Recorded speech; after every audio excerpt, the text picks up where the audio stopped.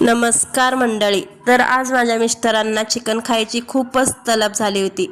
तर ते ऑफिसवरून येतानाच मला कॉल केले की भाजीला काही बनवू नको, तर मी येताना चिकन घेऊन येणार आहे. तर इकडं लगेच ते आले आणि मी चिकन बनवायला घेतलं.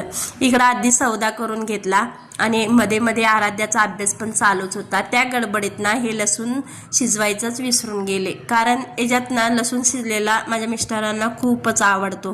त्याच्यानंतर एका गॅसवरती पटकन रश्श्यासाठी आणि दुसऱ्या गॅसवरती सुक्यासाठी बनवायला घेतलं.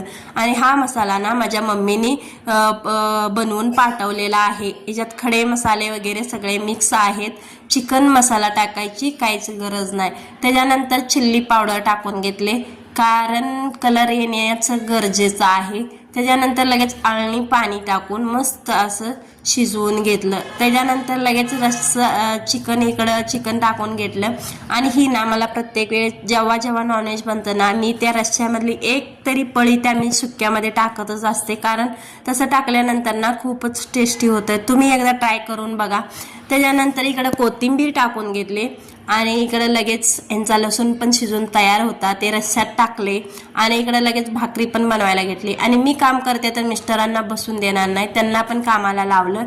त्यांनी कांदा आणि लिंबू चिरून घेतला आणि मस्त असं ताट बनवून तयार आहे. चला तर मग भेटूया उद्याच्या व्लॉगमध्ये. बाय.